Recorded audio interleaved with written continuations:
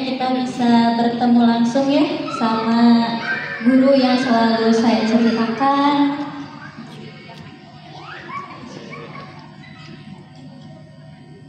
Ya, perkenalkan ya, ini adalah Ustazah Evi. Beliau adalah salah satu guru saya di Miftahul Khair, Pondok Pesantren Miftahul Khair. Sebelum ke Miftahul Khair, mungkin saya pernah cerita, saya pernah ada di Pondok Pesantren Al-Multazam Husnul Khotimah di Kuningan. Saya angkatan 7 dan Ustazah angkatan kedua. Gitu. Jadi selama di Kuningan saya sering mendengar luar biasa gitu ya kisah-kisahnya, cerita-ceritanya, tapi hanya tahu namanya aja gitu ya, nggak tahu tuh apa kalau dulu mah di Kuningan tuh dipanggilnya Teh Evi, Teh Eza ya, Teh Eza gitu. Jadi Teh Eza tuh yang mana gitu, jadi penasaran gitu ya. Dan qadarullah mungkin di semester 5 saya diuji sakit sampai akhirnya tidak bisa bertahan di sana. Dan alhamdulillah Allah tempatkan saya di rumah di pesantrennya Teh Eza gitu, yang selama ini saya ingin ketemu gitu ya, dan ternyata Allah gerakan bisa di sana gitu. Dan ini ya Teh Eza gitu. Nah, karena itu mau waktu di Kuningan dan ketika pindah ke Rancaikek jadi ganti namanya, ganti manggilnya jadi Ustazah Evi gitu. Mungkin banyak ya yang pernah saya ceritakan gitu. Salah satunya mungkin hal-hal yang mungkin di sebelumnya saya punya luka gitu ya, dan beliau yang ngobatin gitu ya. Ketika boleh sedih ya? Ya, ketika saya ada posisi atau mungkin lagi dunia saya lagi nggak baik-baik aja gitu ya, Ustazah itu selalu standby gitu, selalu standby, bahkan saya selalu lebih nyaman untuk disahkan gitu ya di asrama gitu. Dan tapi memang luar biasanya Ustazah itu dalam hal dakwah, apalagi dakwah Quran, itu benar-benar memberikan teladan. Jadi kalau misalnya hal-hal yang berkaitan dengan instruksi antara guru dan murid gitu, kalau Ustazah ada gitu, tetapi hayu gitu, hayu, bahkan ayo murojaah, hayu tilawah, hayu ini lagi gitu. Dan mungkin salah satu adab yang bisa saya ambil di Ustazah itu adalah apapun kepada siapapun, baik itu usianya lebih muda ataupun lebih tua dari kita, itu tetap harus meminta izin gitu. Salah satunya mungkin dulu pernah, ya jadi dulu saya pernah dipanggil sama Ustazah ke rumah, kita ke rumah beliau, ditanya apa namanya. Jadi waktu itu memang kondisi sakana pesantren itu lagi perlu yang mendampingi gitu ya, Ustazahnya perlu ada yang bantu gitu. Waktu itu Ustazah ngajuin dua orang, saya dan teman gitu. Tapi mungkin dengan berbagai pertimbangan, kemudian dari pusat pun hanya harus satu gitu ya. Dan sebelum Ustazah memutuskan, itu Ustazah manggil saya ke rumah dan minta izin untuk apa namanya, nggak apa-apa teh kalau misalnya sama teteh yang ini dulu gitu. Dan luar biasa gitu ya, karena mungkin kalau secara posisi gitu ya, guru mah ya gimana guru gitu ya, guru mah ngikutin gitu. Tetapi beliau itu luar biasa, hal apapun itu pasti akan disampaikan, pasti akan dimusyawarahkan. Makanya alhamdulillah begitupun dengan Ustaz Yopi gitu ya, Ustaz Yopi dan Ustazah Evi yang memang sampai saat ini bisa menjadi motivasi saya dan Kang Heri, kemudian yang menjadi kekuatan ketika memang benar-benar saya lagi lemah gitu ya. Kemudian ketika saya merasa lagi nggak baik-baik aja, Ustazah tuh pasti datang ngerangkul gitu ya, insya Allah. Ini masih ingat ya momennya, dulu saya lagi di musola gitu ya, lagi murojaah gitu. Kemudian mungkin setiap orang itu kan ada ujian ya, karena mungkin waktu itu saya juga merasa kenapa sih hafalan saya selesai gitu ya, kenapa ujian saya sakit tuh gak beres-beres gitu dan lain sebagainya. Tetapi Masya Allah dengan sabarnya Ustazah tuh, berapapun yang bisa saya hafalkan gak apa-apa, diterima gitu setorannya. Dan makanya di sini di Mahabah saya menerapkan itu, dan itu semua, dan ini semua yang ada di Mahabah saat ini itu adalah dari buah kasihnya dari nasihatnya, dari cintanya Ustazah ke kami santri-santrinya. Itu mungkin ya Ustazah. Masya Allah, tapi saya juga sebetulnya bangga sekali, bahagia sekali. Ternyata Teh Aci sangat luar biasa juga ya. Dan kebahagiaan seorang guru itu saat melihat muridnya jauh lebih sukses dari dirinya sendiri. Itu kebahagiaan yang paling bahagia sekali. Dan ya seperti sekarang juga Teh, saya sangat bahagia ya bisa menyelenggarakan acara ya Inspiration Day itu ya. Memang luar biasa gitu ya, hari yang sangat menginspirasi, bukan hanya 1-2 orang tapi banyak orang. Semoga bisa menginspirasi dan semoga kita semua benar-benar bisa menjadi ahlul Quran ya, ahlul Quran keluarganya Allah. Dan memang wajar kalau misalkan para penghafal Quran terutama ya, dan ini semua rata-rata semuanya hampir menghafal Quran kan ya umumnya. Dan itu ya paling tertinggi ya menghafal Al-Quran itu.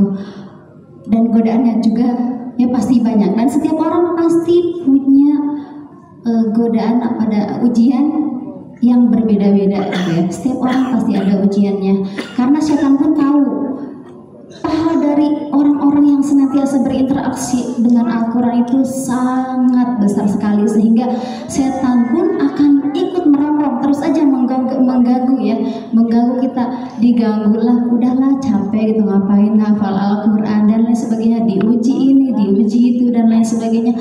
Pasti setan akan merongrong karena setan pun tahu bahwa betapa besarnya gitu ya pahala yang Allah berikan kepada orang-orang yang senantiasa berinteraksi dengan Al-Quran. Karena Al-Quran itu ya bukan hanya salah satu amalan yang dia bisa menyelamatkan pelakunya dan juga bisa menggandeng keluarganya. Beda ya, misalkan kalau kita ada amalan itu yang hanya menyelamatkan dirinya sendiri. Misalkan kita sholat, ya sudah pahalanya untuk yang sholat misalkan. Tetapi Al-Quran itu sangat luar biasa. Bahkan dikatakan di dalam hadis bahwa nanti itu bukan hanya dia ya, para penghafal Al-Quran itu diberikan mahkota kemuliaan, tetapi nanti akan dipanggil juga orang tuanya ya, bahkan bisa mensyafaati keluarganya. Nanti ada satu keluarga, mereka berbondong-bondong masuk ke surga katanya gitu ya, masuk dari surga Aden, namun si keluarga ini diperlihatkan ke semua pintu surga, diparadaikan gitu ya. Keluarga ini masuk melalui bisa melewati pintu-pintu surga. Dan salah satu amalannya itu adalah keluarga ini adalah keluarga yang senantiasa berinteraksi dengan Al-Quran. Betapa besarnya ya, betapa besarnya pahala dari orang-orang yang senantiasa berinteraksi dengan Al-Quran. Dan Masya Allah sekali, dengan namanya saja ini ya sudah mahabbah gitu ya. Semoga kita semua memang benar-benar mencintai Al-Quran, dicintai oleh Allah Subhanahu wa Ta'ala. Dan semoga kita berkumpulnya di sini, berkumpulnya di mahabbah juga menjadi alamah ya. Semoga menjadi tanda bahwa nanti suatu saat nanti di surga pun kita akan Allah kumpulkan kembali di surganya. Amin ya rabbal alamin. Ya. Nasihat untuk para santri, karena di muhabah itu lebih banyak ahmadnya. Ya. Masya Allah ya. Mungkin bukan nasihat ya, kalau saya lebih ke reminder untuk diri sendiri ya, untuk ya sama-sama mari senantiasa mengistiqomahkan berinteraksi dengan Al-Quran. Jadi kalau misalkan di daerah saya pun ada ya, mereka tidak menghafal Al-Quran, tapi mereka ada yang orang-orang yang senantiasa itu hanya membaca Al-Quran. Ada yang mampunya itu, saya mampu setiap malam itu hanya membaca 1 halaman, tapi itu continue. Namun ada juga yang dia setiap malam, saya pengen mendawamkan surat-surat tertentu saja, katanya tuh Al-Waqiah, Yasin, pokoknya ada surat-surat pilihan yang senantiasa dia baca. Namun ternyata dia tidak pernah berniat untuk menghafal. Dia hanya membaca continue. Namun lama-lama ternyata itu menjadi nyangkau dengan sendirinya ya. Nah, kita dari situ bisa mengambil ibroh ya, bahwa bagi kita yang sekarang sedang mendalami menghafal Al-Quran terutama, jadi kuncinya itu memang dari awalnya itu pengulangan, dari membaca saja tidak apa-apa, rajin membaca dulu, awalnya membaca, dengan sering membaca insya Allah nanti hafal itu akan terasa lebih mudah. Karena contoh Al-Fatihah misalkan, ada nggak orang yang lupa dengan Al-Fatihah? Kayaknya tidak ya, karena itu tadi, karena pengulangan Al-Fatihah minimal dalam sholat berapa kali? 17 kali minimal kita ulang-ulang ya. Begitupun hafalan, kalau 30 juz misalkan ya, kita ulang-ulang terus continue, Masya Allah, insya Allah bisa sehafal Al-Fatihah mungkin ya, mudah-mudahan. Berapapun semampunya kita berapapun, yang penting yang kita kejar adalah continue-nya. Jadi Al-Quran itu jangan sampai kita memberikan sisa waktu. Jadi usahakan ada waktu khusus setiap hari untuk Al-Quran. Berapapun waktunya, mau misalkan saya punya waktunya hanya 10 menit setelah sholat misalkan, tidak apa-apa. Tapi yang penting continue. Sehari itu diusahakan kita tidak lewat ya membaca Al-Quran. Bagi yang menghafal, alokasikan waktu memang untuk menghafal, untuk murojaah dan untuk tilawah. Jadi itu memang manage waktu ya untuk yang sedang menghafal. Ini kuncinya, memang salah satunya itu adalah bagaimana kita memanage waktu agar Al-Quran ini menjadi prioritas. Jangan dikasih sisa waktu. Kalau kita kasih sisa waktu misalkan sehabis pulang kerja aja lah nanti tilawahnya, menghafalnya, nanti yang ada udah ngantuk ya, udah capek, jadi kurang fokus biasanya kayak gitu. Tapi memang kita harus mengalokasikan waktu berapa menit pun tidak apa-apa. Yang penting ada alokasi waktu khusus untuk baik itu membaca Al-Quran ataupun menghafal Al-Quran. Dan lebih bagusnya lagi sesekali ditadaburi agar kita bisa mengamalkan apa yang ada di dalam Al-Quran. Karena Al-Quran ini adalah pedoman hidup kita ya, peta kalau dalam ini ya. Kita tujuannya kan mau ke surga. Nah, petanya itu sudah Allah kasih, yaitu Al-Quran. Kalau kita mengikuti peta tersebut, insya Allah kita akan sampai ke tujuan ya. Sama seperti kalau orang lagi camping itu suka ada yang dikasih peta itu, yang dikasih harus nanti sampai ke tujuan kalau kita mengikuti peta tersebut. Dan peta ini kita dikasih peta kehidupan oleh Allah Subhanahu Wa Taala, yaitu Al-Quran. Barang siapa yang mengikuti peta tersebut, insya Allah akan sampai ke surganya. Jadi semoga kita semua senantiasa berinteraksi ya dengan Al-Quran, itu baik itu membaca. Yang tidak mampu menghafal tidak apa-apa, yang penting membaca. Karena para sahabat pun sama, ada sahabat yang tidak menghafal tapi mereka setiap hari terus membaca. Ada sebagian sahabat juga yang hanya mengkaji terus dipraktekkan dalam kehidupan sehari-hari, mengkaji kembali dipraktekkan dalam kehidupan sehari-hari. Dan ada juga yang lebih tinggi lagi levelnya, yaitu sambil menghafalkan Al-Quran. Dan semoga kita termasuk orang-orang pilihan Allah, keluarganya Allah ya, ahlullah, yang senantiasa berinteraksi itu baik membaca, mengkaji, mentadaburi, kemudian mengamalkan dan juga menghafal. Dan semoga endingnya itu adalah kita bertemu di surga kembali. Dan bukan hanya kita seorang ya, tapi kita bisa berbondong-bondong bersama keluarga kita, terutama guru-guru kita, saling menjahit ya. Semoga nanti bisa saling menarik. Nanti kalau ada salah satu teman kita yang selama ini menghafal, misalkan ternyata Allah takdirkan ke neraka misalkan, alhamdulillah ya. Tapi semoga dengan kita berteman dengan orang-orang soleh, orang-orang yang senantiasa menghafal, bisa saling menarik ke surga. Amin ya rabbal alamin. Itu harapannya mungkin ya. Mungkin itu saja teh.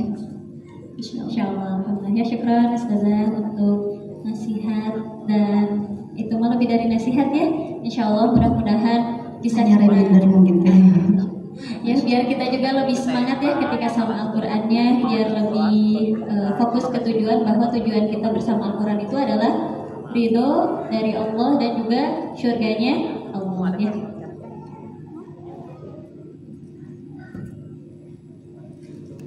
Mungkin ini ya, kita biasanya kan kalau saya suka nyalain rekamannya Ustazah ya di YouTube atau di di channelnya gitu. Tapi nanti ada sekarang karena ada ustazah video kita dari dengarkan media.